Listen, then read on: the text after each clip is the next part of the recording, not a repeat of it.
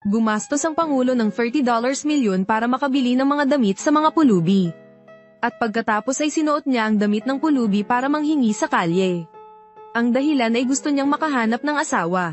Ngunit sa unang pagkakataon ay wala siyang binigay. Hindi lamang siya sinipa sa lupa, kundi binastos din siya ng salita. Isang babaeng dumaan ang naawa sa kanya. Kaya, binigyan niya ito ng $5. Kaya binigyan ng batang babae ang Pangulo ng $5. Naisip ng babae na hindi sapat ang pera. Ngunit di inaasahan, isang tseke na 3 milyon ang inihagis ng lalaki sa babae. Ito ay isang tseke mula sa Dami Group na 3 milyon. Maaari kang pumunta ng diretso sa Department of Finance at kukunin ang 3 milyong tseke. Kuya, nagbibiro ka ba? Hindi ako nagyayabang. Tunay na tseke ito. Maaari mo nang makuha ang pera.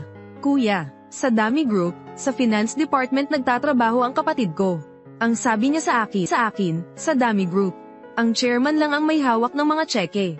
Pulubi ka lang. Saan ka naman kukuha niyan? Sige. Well, kung ayaw mong maniwala, bahala ka. Tingnan na lang natin kung saan ko maibabalik. Ang pabor at suklian ang iyong kabaitan. Ano man pa.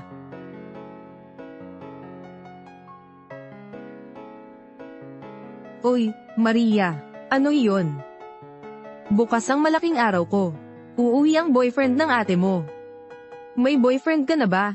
Isama mo siya bukas para makilala ko. Nay, ang boyfriend ko. Nay.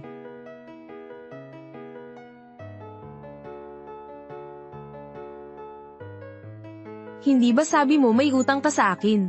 Tapos maging boyfriend mo ako. Boyfriend. Yung tipong nakakasama sa pagtulog. Handa ka na ba? Bilisin mo, mal-elite na tayo.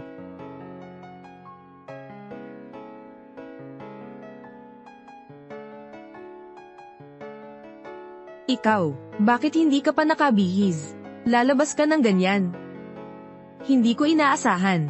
Ang pulubi kong napulot ay may magandang pangangatawan pala.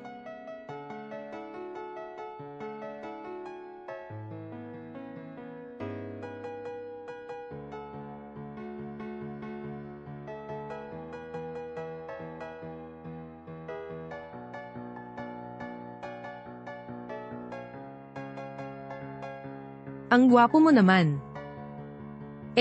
Kung ganoon kagwapo ako, pwede bang humalik? Anong pinagsasabi mo? Nagpapanggap lang naman tayong magkasintahan. Sino ba ang nagsabing ang isang pekeng dula ay hindi maaaring maging totoo? Hindi. Ang gusto ko ay ang chairman ng Dami Group. Isang mahuhusay na binata na tulad niya. Ang chairman ng Dami Group. Kaya, may gusto sa akin ang babaeng ito. 9 years old pa lang ako nang makapag-aral ako sa isang universidad. Sa edad na 22, itinatag niya ang Dami Group. Sa loob ng 3 taon, pinasapubliko na niya ang kumpanya. At ang tawag sa kanya ng lahat sa mundo ay Diyos ng mga kotse. Siya ang hinihintay ko, ang aking prinsipe. Baliw na baliw siya sa akin. Gusto kong malaman kung ano ang magiging reaksyon niya. Ano ang kanyang gagawin? Babala ko sa iyo, nagpapanggap lang tayo na magkasintahan. Niloloko natin ang mga magulang ko. Dapat wala kang ibang motibo sa akin. Naiintindihan ko na. Gusto mong makapangasawa sa mayamang pamilya. Isang mahirap lang naman ako. Alam kong hindi ako karapat-dapat para sa'yo.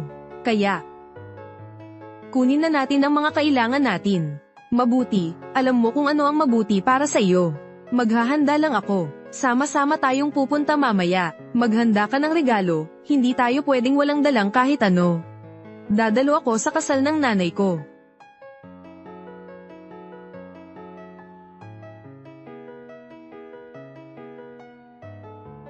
Secretary Lee.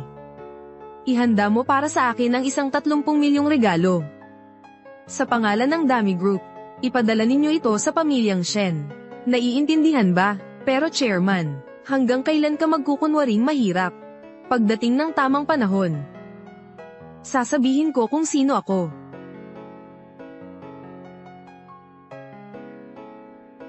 Pag nakita mo na ang nanay ko mamaya, tandaan mong maging mabait. Bukod pa, huwag mo nang sabihin na pulubi ka. Sabihin mo na lang na ang pamilya mo ay may kumpanya, na kumikita ng ilang daang libong piso kada taon. Pero ako, 10-10 bilyon ang kinikita ko kada taon. Ito. Pagsisinungaling. Hindi maganda iyan. Alam kong hindi naman talaga ganoon kalaki ang kinikita mo. Pero hindi ba para rin naman ito para mapasaya ang nanay ko? Basta, kapag naloko na natin siya, maghihiwalay na tayo. Ano naman ang masama doon? Sige, salamat po sa inyong lahat, mga kababayan ko. Sa araw na ito, sa pagdalo ninyo sa aming pangalawang kasal. Mamaya na po, kumain at uminom kayong mabuti. Sige po, huwag kayong mahihiya. Tama po iyan. Lahat po kayo, mamaya, kumain at uminom ng mabuti. Huwag ninyong ititigil ang inyong mga chopstick. Si Mang Li mula sa likod na kalye. 500 ang pamana. Si Mang Wang naman mula sa kabilang nayon, nagbigay ng 1,000. Mabuhay. Hayop ka. Kayong dalawa. Kasal namin to, tapos magbibigay kayo ng regalo. Pumasok na kayo. Accounting. Inaanak ni Tita Yu, Sia Sanlan, regalo, 60,000. 60,000. Ang galing. Hindi ko inaasahan na sa pangalawa kong pag-aasawa, masasustentuhan pa rin ako ng aking asawa. Ang mabuti kong inaanak, pwede ka namang dumating na lang. Bakit ka pa magdadala ng regalo? Tita Yu, nag-antay ako ng buong 25 taon. Ikakasal ka na rin sa wakas. Dapat tayong maghanda ng magandang regalo. Nasaan si Zinzin, nanay? Dinala ko na pabalik ang manugang mo. Siya ang boyfriend ko, si Chen Bin. Siya ang nanay ko. Siya ang fiancé ng nanay ko. Ang aking stepfather, si Tio Hao. Hello tita, kamusta Tio Hao? Magandang umaga po. Ito ay isang maliit na bagay lang po. Sige. Salamat po. Ang swerte naman ni na Yu Shen at Tio Hao. Ang gwapo ng nahanap nilang manugang. Ang lakas ng dating. Tapos maputi pa. Halatang city boy. Syempre naman. Tunay na city boy, talagang galing syudad. Totoo ba? Oh my God. Kayamanan siguro ang pamilya ng manugang na iyan. Chen Bin, ano ang hanap buhay ng mga magulang mo? May pagawaan ang tatay ko. Karaniwan naman, nanlalaro lang ng baraha o namimili si nanay. Ang ganda naman ng buhay nila. Han, mukhang nakahanap na tayo ng mabuting manugang. Syempre naman, ang anak ko, hindi naman pwedeng mali ang husga niya sa tao. Ninang, hindi ba't ipinangako ninyo na pakakasalan ninyo si Zinzin sa akin? Paano nangyari na may ibang babae rito? At mas matangkad pa sa akin. Anong panahon na ba ito? Ang mga nag-iibigan ngayon, hindi ba't dapat mayroong pagmamahalan? Pero, Zinzin, hindi ka niya gusto. Hindi mo mapapakain ng pakwan para maging matamis. Ninang, sinasabi mo bang babawiin mo ang iyong pangako?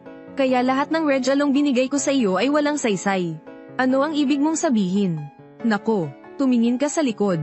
Ang ninang mo ay nasa nayon na. Makakahanap siya ng mas magandang babae para sa iyo. Huwag kang umasa sa iisang puno lang. Si Zinzin lang ang gusto ko. Matagal ko na siyang gusto. Kailangan kong pakasalan siya. Gusto ko siya. Wala akong pakialam. Gusto ko siya. Wala akong pakialam. Hoy, bilisan mo ang pagbangon. Ikaw na batang pasaway. Bangon na, bilisan mo. Tatawanan ka ng mga tao kapag nakita ka nila. Ninang, nangako nga po ako sa inyo. Pero si Zinzin, may boyfriend na ba siya ngayon? Sia Sanlan, huwag ka namang nakakapit sa nanay ko buong araw. Sabi ko na sa'yo, ayaw kita, bakit ayaw mo sa akin? Saan ako nagkulang kumpara sa kanya? Mas mabuti lang talaga sa'yo ang boyfriend ko. At tagalungsod pa siya. Isang tagalungsod, may pera pa naman sa bahay. Ikaw, huwag kang magpanggap, baka hindi ako gwapo, pero matalas ang paningin ko. Malinaw kung nakita kayong dalawa, na umuwi sakay ng tricycle. Sabi ng nanay ko, yung mga mayayaman, alam mo na. Sasakyan ang gamit. Totoo nga, ngayon lang, sa may pasukan ng baryo. Nakita ko ang pangalawang anak na babae ni Nayu at ang boyfriend niya. pabalik na sakay ng tricycle. Imposible naman iyon. Shin. Tinatanong ka ni nanay, hindi ba sabi mo, ang tatay ng boyfriend mo ay may pagawaan? Sige na, ninang. Niloloko ka talaga niya. Sabi rin ni mama, ang mga mahirap ngayon. Ang gusto lang ay magpanggap na mayaman.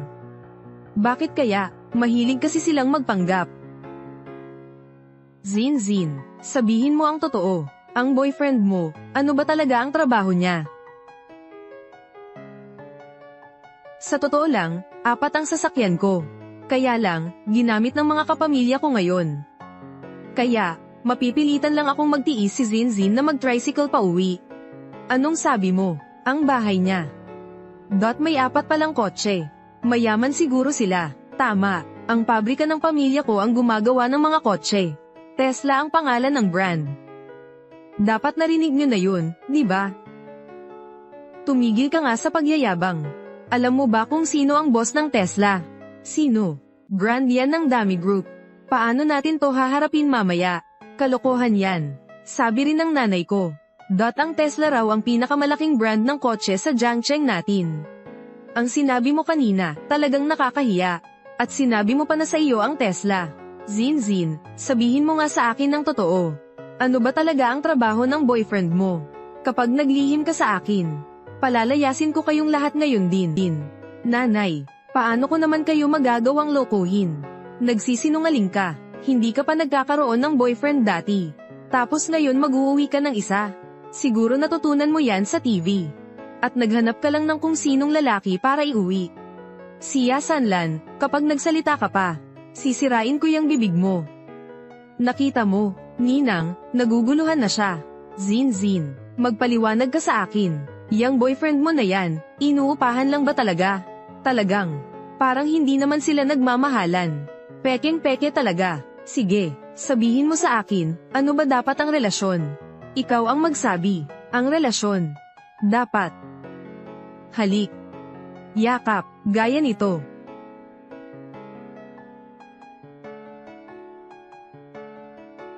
Ganyan nila pinapakita sa TV, okay. Gusto mong makita to. Pagbibigyan kita ngayon.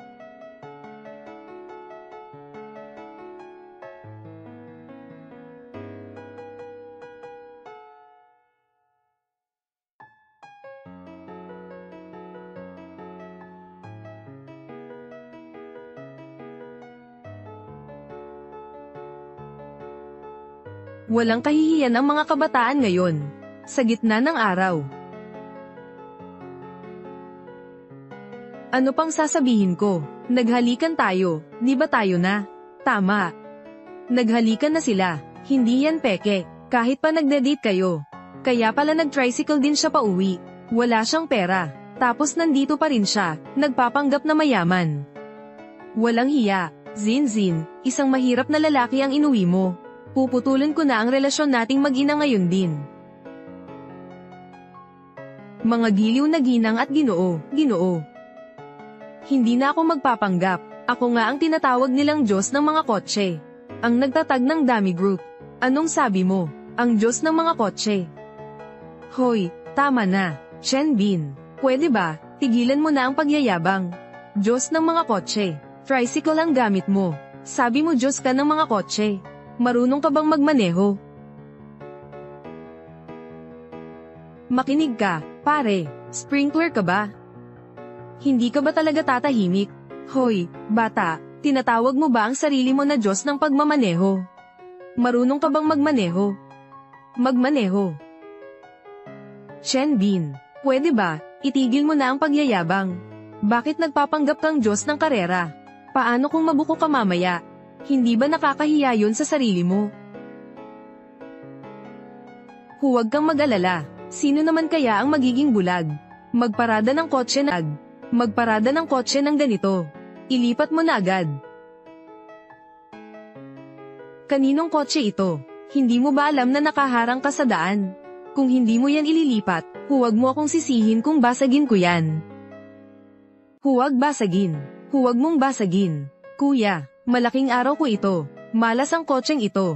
Papalipat ko agad ang kotse. Mga kaibigan, kaninong kotse ito? Pakiusap, ilipat nyo, nakaharang. Parang kotse ito ni Mr. Chen, na nagbakasyon sa ating baryo. Pero si Ginoong Chen, umakyat siya ng bundok para manghuli ng mga manok na alaga sa parang. Bilisan mo, may mga gagawin pa ako. Huwag mong sayangin ang oras ko. Gagawin kong libing ang masayang okasyon ninyo. Huwag kang mag-alala, huwag kang mag-alala. Mag-iisip ako ng paraan. Sanlan, hindi ka ba marunong magmaneho? Bilisan mo, ilipat mo yung kotse. Marunong naman ako magmaneho, eh. Pero wala sa akin yung susi. Hindi ko mabuksan yung pinto ng kotse. Nagpapabagal ka pa ba, mga kapatid? Kunin nyo ang mga armas nyo. Basagin nyo tong kotse para sa akin. Hindi mo yan pwedeng gawin. Kay malas naman, paano to nangyari sa akin? Inaanak, tulungan mo ang iyong ninang. Mag-isip ka ng solusyon, pwede ba? Ang tatay ko ang puno ng barangay. Kuya. Pabor naman, lumiko kayo. Ang tatay mo, may laban ba siya sa akin? Nang ahas kang utusan akong tumabi. Ngayon, wala nang makakatulong sa'yo. Mga kapatid, basagin nyo. Sige, tigil. Teka lang, kahit walang susi. Kaya kung paandarin tong kotse, Chen Bin, huwag kang magyabang. Kung walang susi, hindi mo nga mabuksan yung pinto ng kotse. Paano mo pa mapapaandar yung kotse? Sa katawan mong yan na payatat. Paano mo yan ililipat? Hoy, Chen Bin, huwag kang magyabang. Marunong ka ba talagang magmaneho? Ano, hindi ka nga marunong magmaneho? Eh bakit mo pa kasi gagalawin yung kotse? Kuya, ang mga tao, alam mo naman, mahilig magpasikat. Ganyan talaga siya, sinasabi lang niya. Siya mismo ang chairman ng Dami Group. Ang totoo, umupa siya ng tricycle. Para ihatid ang girlfriend niya pabalik sa bayan nila. Kawawang nilalang. Zin, dalian mo ng hiwalayan yang sinungaling na yan. Sinusubukan pa niyang lokohin si kuya. Kung sisihin tayo ni kuya sa huli, huwag niyo kaming idamay. Tama. Umalis ka na. Bastos kang bata ka. Niloloko mo ba ako? Hindi ka nga marunong magmaneho. Paano mo yan ililipat? Sinabi ko ba na hindi ako marunong magmaneho? Hindi ba't yan ang sinabi niya kanina? Naniniwala ka sa lahat ng sinasabi niya? Kung sabihin ko na tatay niya ako, maniniwala ka ba? Napakahusay ng aking kakayahan sa pagmamaneho. Kuya, huwag kang maniwala sa kanya. Wala nga sa kanya ang susi ng kotse. Hindi rin sa kanya ang sasakyan.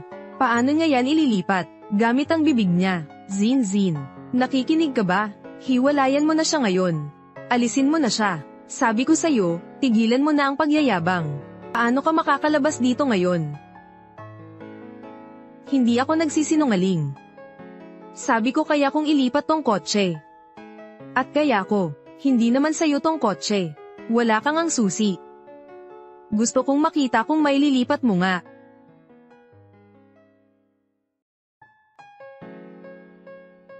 Kailangan ng mga ordinaryong tao ng susi para makalipat ng kotse. Pero sabi ko sa inyo, ako ang Diyos ng mga kotse.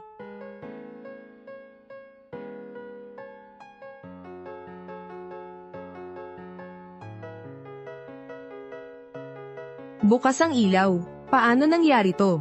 Paano bumukas ang pinto ng kotse?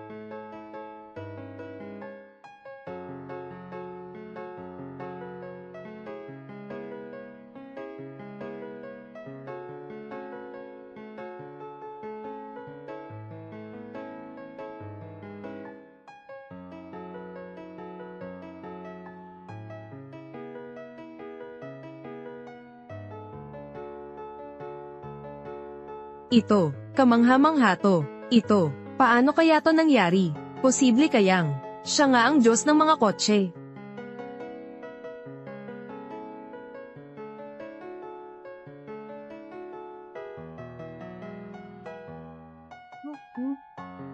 Umiandar na ang makina. Paano nangyari to? Paano bumukas ang pinto ng kotse?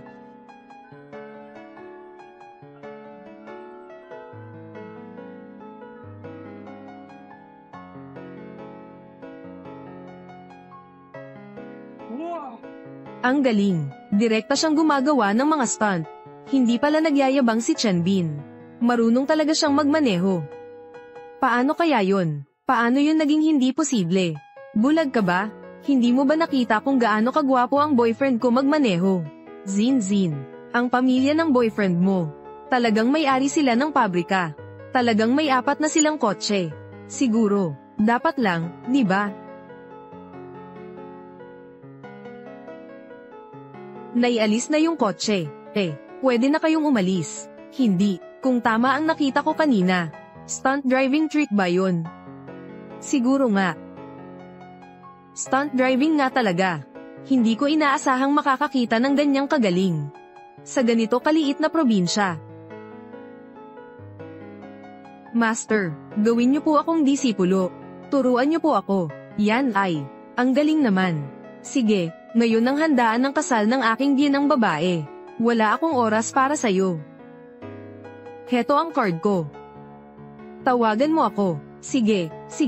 Salamat po, Master. Dali, magpasalamat ka sa Master ko. Magandang araw po, Master. Sige. Tara na. Kaya na rin naming mag-stunt gamit ang sasakyan. Master, kung gayon, kukantikan na lang namin kayo sa ibang araw. Sa totoo lang, pwede tayong lumagpas. Master, kung gayon, aalis na po kami. Tara na. Chanbin, tigil. Anong problema? Ngayon, sa tingin mo ba nagmamayabang pa rin ako? Kung talagang may pera ka, bakit ka pa nag-tricycle papunta dito?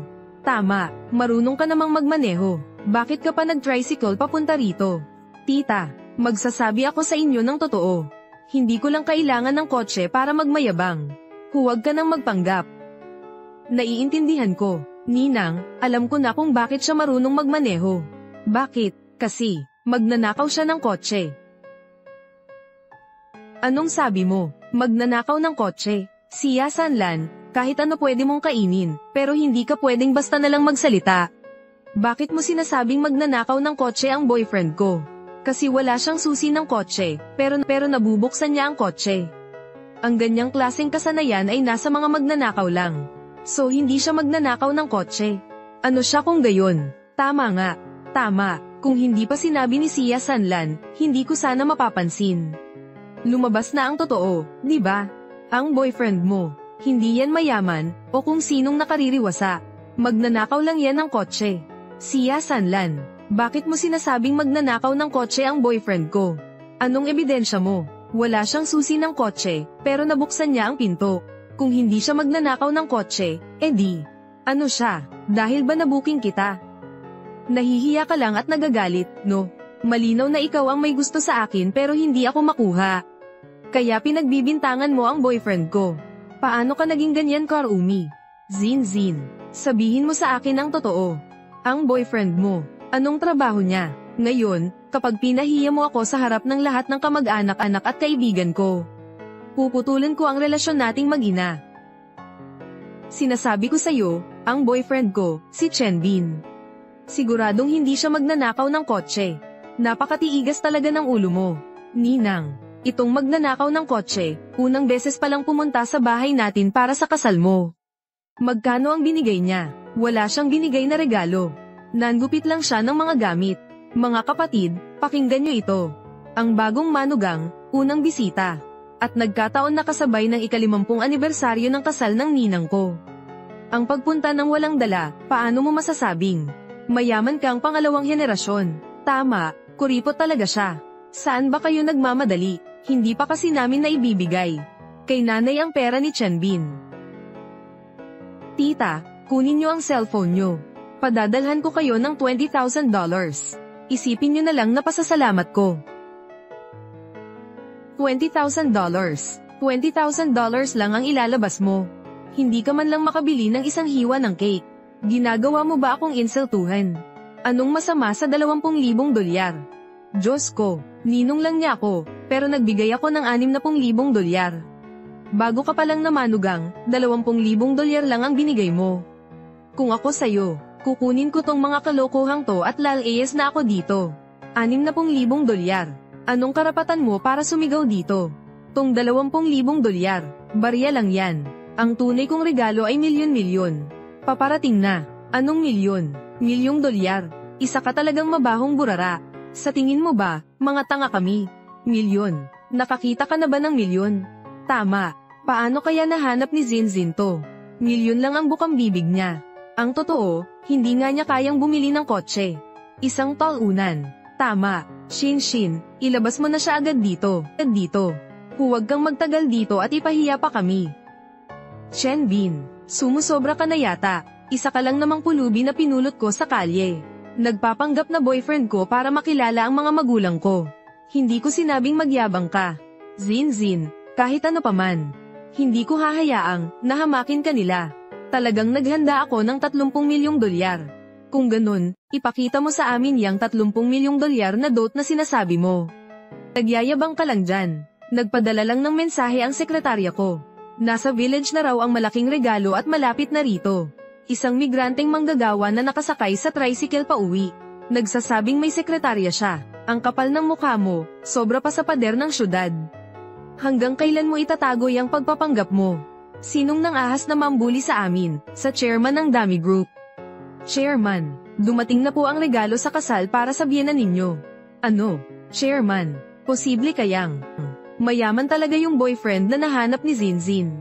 Mayaman? Sino ba namang mayaman ang magta-tricycle? Sa tingin ko, itong mga to. Binabayaran niya para makisama sa kanya. Baka naman kamote ang laman ng kahon na yan. Ang laman ng kahon na yan ay katumbas ng $30 million na regalo. Diyos ko, $30 million. Akala mo ba ngayon lang nakakita ng mundo ang baryo namin? Kung 30 milyon yan, at tinambak mo. Parang bundok ang taas niyan. Hindi yan kasya sa kahon na yan. Meron ba o wala? Buksan mo para malaman.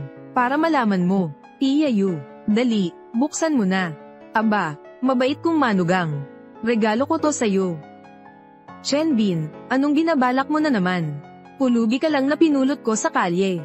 Kinuha kita para magpanggap na boyfriend ko para makauwi ako at lokohin ang mga magulang ko.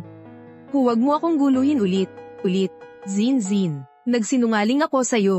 Ang totoo, hindi ako pulubi. Ang tunay kong pagkatao ay ang nagtatag ng Dami Group. Anong sabi mo? Hoy, anong binubulong-bulong ninyong dalawa? Nagbabalak ba kayong magkutsaba para lokohin kami? Ang tanga-tanga mo talaga. Mga scammer ba sila o hindi? Malalaman natin pag nabuksan na. Buksan na. Ninang, dali na, buksan mo na. Para makita ng lahat. Kawawa naman to. Paano kaya to nakapanloko? Bubuksan ko at titingnan. Kung ang kahon na to ay walang 30 milyong dolyar. Tingnan ko kung paano mo to lilinisin. Paano to nangyari? Ano to?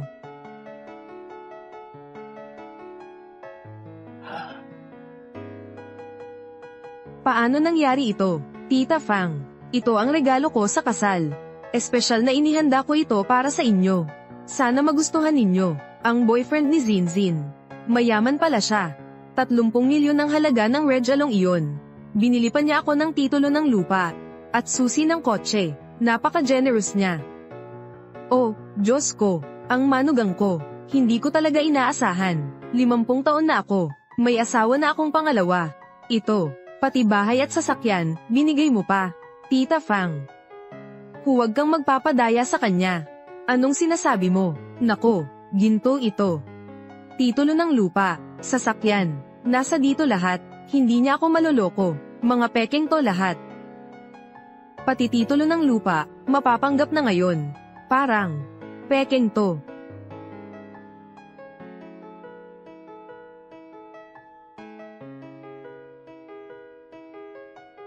Ang kapal ng mukha, maglalakas loob ka bang pagdudahan ang regalong galing sa Pangulo?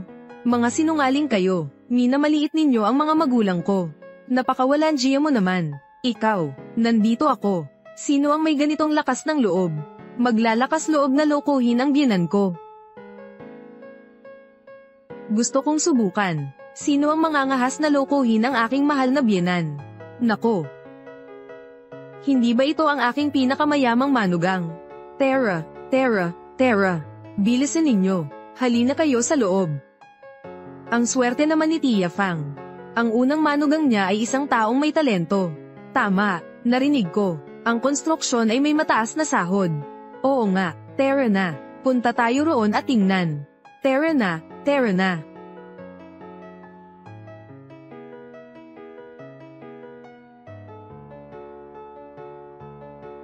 Chen Bin. Bakit kayo nandito, Nanay? Ito po ang regalo namin ni Yenha. Maligayang anibersaryo po, Nanay. Zhang. Masaya na ako na nandito kayo ni Yenho. Hindi na ninyo kailangang magdala ng regalo para sa akin. Tama. Si Zhang ay isang matagumpay na tao. Hindi lang iyon, may inihanda rin kaming mga mag-agarang regalo para sa iyo. Mayroon pa palang regalo. Oo naman. Nako, ano kaya ang regalo? Bilisan mo nang kunin para makita ng lahat. May $2 milyon dito sa card na ito. Ito ang regalo ko para sa nanay ko. Regalo sa kasal. $2 milyon. Hindi ko kayang kitain yan kahit isang buong buhay ko pa. Grabe. 50 taon na ako. Ang swerte ko naman at may manugang akong si Zhang. $2 milyon iyon. Yenha. Mabuti naman at nakahanap ka ng mabuting asawa. Ang mabuting manugang ko. Naabala ko na kayo. Nako, Chen Bin. Nakita mo na ba? Siya ang kuya ng asawa ko. $2 milyon ang regalo niya. Diretso sa bank account ko. Chen Bin. Ikaw ang tinatanong ko. Bakit ka nandito? Sino ka ba? Sinong nagpapasok sa'yo sa bahay ko? Hindi mo siya kilala. Siya ang boyfriend ni Zinzin. Ngayong beses, dinala ni Zinzin ang boyfriend niya para ipakilala sa pamilya natin. Ano? Si Chen Bin ang boyfriend ni Zinzin. Zinzin, sinabi ko na sa'yo. Bakit hindi mo mahal ang mayaman? Bakit mo naman pinili ang isang walang kwenta? Sasabihin ko sa iyo, si Chen Bin ang dating boyfriend ko. Dati ko nang iniwan ang walang kwentang yun. Dating boyfriend. Chen Bin, ikaw ang dating boyfriend ng ate ko. Kailan nangyari ito? Bakit hindi ko alam? Kaya naman pala, kapatid ka ni Yenha. Noong kakagraduate ko pa lang. Tinawag kong mahirap at probinsyano si Chen Bin. At isang walang kwenta, kaya iniwan ko siya. Pero hindi ko akalain na ang walang kwentang lalaking yun. Nako, nasumpungan ka na naman niya. Anong sinasabi mo? Sabi mo mahirap at walang silbi si Chen Bin. Sabi naman ni Zinzin, mayaman si Chen Bin. Paniguradong niloloko kanila. Wala nga siyang trabaho. Noong nakaraang mga araw, nakita namin siyang nagmamalimos sa syudad. Ito, Yenha, hindi ka nagbibiro, di ba? Pulubi si Chen Bin. Ikaw pala ang pulubi. Isang walang silbi sa lipunan. Imposible, ganyan ang pananamit niya. Hindi siya mukhang pulubi. Kung hindi kayo naniniwala, itanong ninyo kay Zhang. Dati, matalik na magkaibigan sina Zhang at Chen Bin. Ayoko talaga itong alalahanin. Magkaklase kami ni Chen Bin noong high school. Nang bata pa si Chen Bin, sobrang hirap niya. Kulang sa pagkain. Hindi ko inaasahan na siya ay naging pulubi ng lumaki. Chen Bin, kung pulubi ka, manghingi ka na lang ng limos. Bakit ka pumunta rito para lokohin ang mga tao? Zhang, ang tapang mo naman. Mag-uutos ka sa akin. Mukhang hindi mo pa alam ang tunay kong kapangyarihan ngayon. Pag sinabi ko, matatakot ka ng mamatay. Sige, tara na. Sabi mo, tingnan ko nga, natatakot na ako ng husto. Tigilan mo na yan. Ang bayaw ko, napakayaman niya. Huwag ka nang makipagtalo sa kanya. Kumain na lang tayo. Sige. Teka lang. Kung gusto mong mapahiya, susundin kita. Sasabihin ko sa iyo. May ginagawa akong napakalaking proyekto sa konstruksyon. Ang halaga ng ari-arian ay dapat umabot sa $1 milyon. Chen Bin, ikaw ang kaklase ko. Paano ka naging pulubi? Ang mga sinabi ko, napakahiyang pakinggan. Zhang, wala namang ninakaw si Chen Bin. Ano bang ikakahiya mo? Huwag kang magmalabis. Anong oras na ba? Tinatakpan mo pa rin siya. Chen Bin, natatakot ka na, ano? Kung lumuhad ka ngayon at humingi ng tawad sa akin, at aminin mong niloko mo ang lahat, maaari kitang patawarin. At pakakainin kita rito. Si Zhang ay isang hamak lamang. Dahil sa mga bagay na taglay niya, ay kaloob ko sa kanya. Kung wala ako, si Zhang ay hindi magtatagumpay na gaya ngayon. Chen Bin, ikaw ay isang walang silbi. Ngayon, ang mga ari-arian ko ay umaabot na sa milyon-milyong dolyar. Lahat ba ito'y dahil sa iyong pagkaawa sa akin? Napakawalang hiya mo naman, Zin Zin. Ito pala ang dahilan kung bakit mo ako tinatanggihan. Mayaman ang boyfriend mo. Kaya naman pala, isang pulubi lang pala siya. Zin Zin, ang kapal naman ng mukha mo. Bakit mo naman niligawan ng ex ko? Zin Zin, sabihin mo sa amin. Anong ginawa ni Chen Bin para lokohin ka? Oo nga, Zin Zin. Sige lang, sabihin mo na. Pangangalagaan ka namin. Tama, Zin Zin. Sabihin mo ang totoo. Paano ka niloko ni Chen Bin? Oo nga, tutulungan ka naming makitungo sa kanya. Tatay, nanay, Yenha, hindi ako niloko ni Chen Bin. Kusa ko yung ginawa, Zin Zin. Gusto mo bang mamatay ako sa inis? Magsabi ka ng totoo. Paano ka niloko ng gagawang yun? Magsabi ka ng totoo. Nako, huwag kang mag-alala. Kinumpirma na ni Yenha at Zhang. Pulubi lang si Chen Bin. Hindi ko akalain. Ikaw, hanggang ngayon ay ipinagtatanggol mo pa rin siya. Maglalakas loob ka bang pagdudahan si Chairman Chen na isang pulubi? Gusto mo bang mamatay? Napakawalan Gia mo naman. Problema ito ng pamilya ko. Wala kang pakialam. Bukod pa rito, pinaparusahan namin ng masasama. Ako ang sekretarya ni Chairman Chen. Si Chen Bin ang chairman ng Dami Group. Nababaliw ka ba? Sinasabi mo na, ang walang kwentang pulubi na ito. Ang presidente ng Dami Group. Tingnan mo nga ang sarili mo. Wala siyang aura ng isang presidente ng Dami Group. Si Chairman Chen ang pinakamayamang tao sa Beijing. Siya ang hari ng Beijing. Isa pa siyang alamat sa mundo ng negosyo. Napakalaki ng kanyang yaman. Pero siya ay isang taong napaka-misteryoso. Sa galing mong iyan, gusto mo pa ring maging presidente. Kung malaman ito ni Chairman Chen, tiyak na hindi kanya mapapatawad. Hindi lang siya ang mapaparusahan. Makakaapekto ito sa ating lahat. Bahala kayo kung maniniwala kayo o hindi. Pero binabalaan ko kayo, kung magagalit ninyo ang chairman. Bahala na kayo gagalit ninyo ang chairman. Bahala na kayo sa abot ng inyong kapahamakan. Natatakot na ako. Kayo mga mandaraya, hindi ninyo kami dapat niloloko. Naninindak ka ba? Ang kapal naman ng mukha mo. Kung hindi ka pa rin aamin, ipapakita ko sa lahat ang totoong anyo ninyo. Oo nga pala. Yenha, may litrato tayo kay Chen Bin na nagmamakaawa. Ipakita mo sa kanila ang tunay mong anyo. Chen Bin, nagpapanggap ka lang na boyfriend ko. Wala kang pakialam dito. Umalis ka na. Pipigilan ko sila. Zin Zin, huwag kang mag-alala. Tingnan ninyo ito. Chen Bin. Siya ay isang mabaho at maruming pulubi lamang.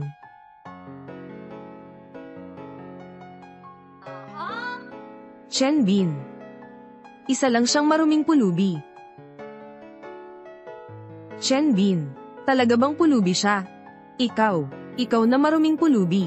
Paano mo nangangahas na lokohin kami na mayaman ka? Ay Diyos ko, pangarap kong yumaman. Ngayon ay nasira na. Ay Diyos ko, inang yaya, sinabi ko na sa iyo. Mandaraya siya. Sinabi niyang bibigyan ka ng $30 milyong regalo. Lahat ng sinabi niya ay kasinungalingan. Kanina sinabi ni Sia Sanlan na ang regalo ng pulubeng ito ay peke. Ginang Fang.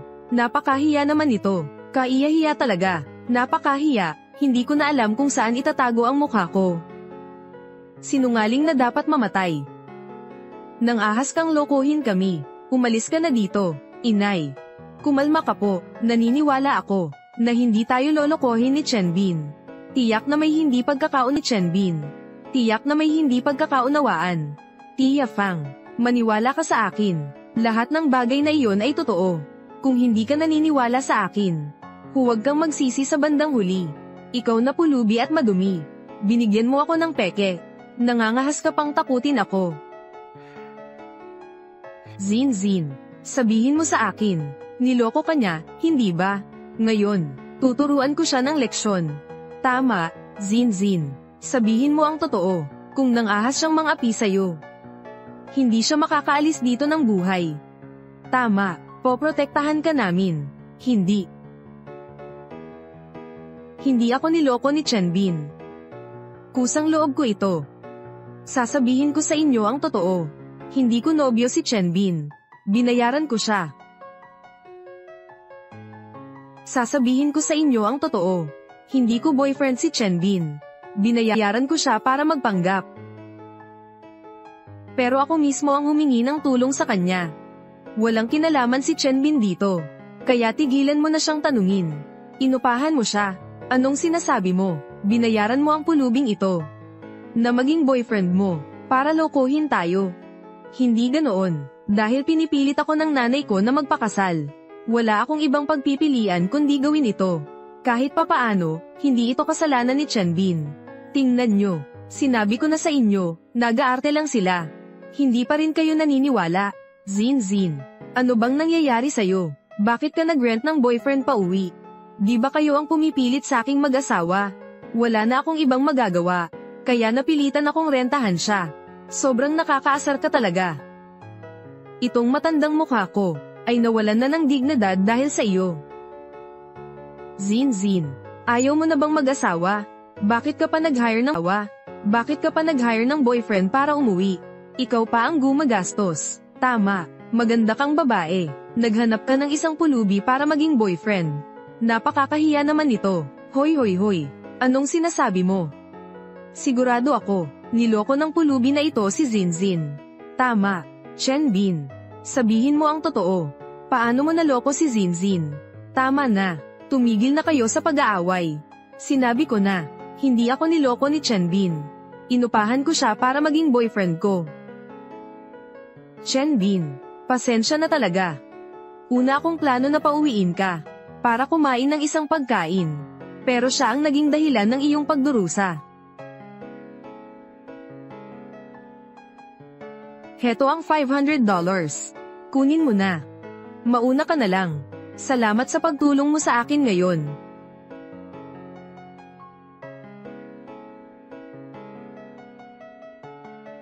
Sa totoo lang, ako ay talagang masaya. Handa akong popahan ka ng libre habang buhay. Lahat ng tao ay nag-aalinlangan sa akin. Ngunit ikaw lang ang nananatili sa tabi ko. Pinoprotektahan ako, nagtitiwala sa akin, nararamdaman ko. Parang totoong mahal na kita. Gusto kitang pakasalan, para maprotektahan kita habang buhay. Bitawan mo ako, Chenbin. Isa kang maruming pulubi. Anong karapatan mo para pakasalan si Zin? Tama, hindi ka karapat-dapat kahit sa daliri ni Zin. Umalis ka, tumahimik ka, nangangahas kang insultuhan si Chairman Chen. Ikakaso ka namin. Sinasabi mo ba na siya si Chairman Chen? Anong klaseng chairman ang namamalo sa kalye? Dahil sobrang dami kong pera. Napakarami kaya hindi ko magasta lahat. Kaya nagpanggap akong pulubi, para makita kung may tutulong sa akin. Kung may tutulong sa akin, tutulungan ko silang magkaroon ng mayamang buhay. Kaya pala ganoon. Kaya tayo nagkita. Tama. Nakilala kita. Pagkatapos noon, nabighani ako sa kabutihan mo. Mahigit 20 taon na akong nabuhay. Pero ngayon lang ako nakakita ng isang tao, na nagsasabing sobra-sobra ang pera niya. Isa lang siyang maruming pulubi. Pero akala niya chairman siya. Chenbin, tumigil ka na sa pagsisinungaling sa lahat. Nalaman na namin na pulubi ka lang. Isa ka lang walang kwentang tao. Chenbin, umalis ka na dito. Hindi ka welcome sa kasal ko. Tama, tumigil ka na sa pagpapatawa dito. Napakawalang hiya mo. Umalis ka. Bakit ganyan ang pakikitungo ninyo sa akin? Hindi ba ikaw ang may kasalanan? Hindi mo pa siya pinapalis. Chenbin, patawad po. Ang pamilya ko ay nang insulto sa iyo. Tayo na. Sino ang nangangahas magligalig dito?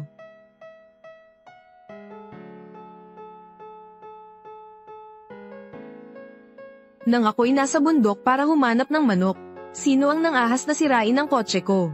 Sino ba talaga ang kumain ng atay ng tigre at apdo ng oso? Nang ahas na sirain ang kotse ko. Nasira na. Kaya ba ninyong bayaran ito? Direktor Jiang, ang hampas lupang ito ang sumire ng kotse mo. Hindi lang iyon. Gusto niyang nakawin ang kotse mo. Iyan ang totoo. Ano? Gusto mong nakawin ang kotse ko. Ginagalaw mo ang taong hindi mo dapat galawin.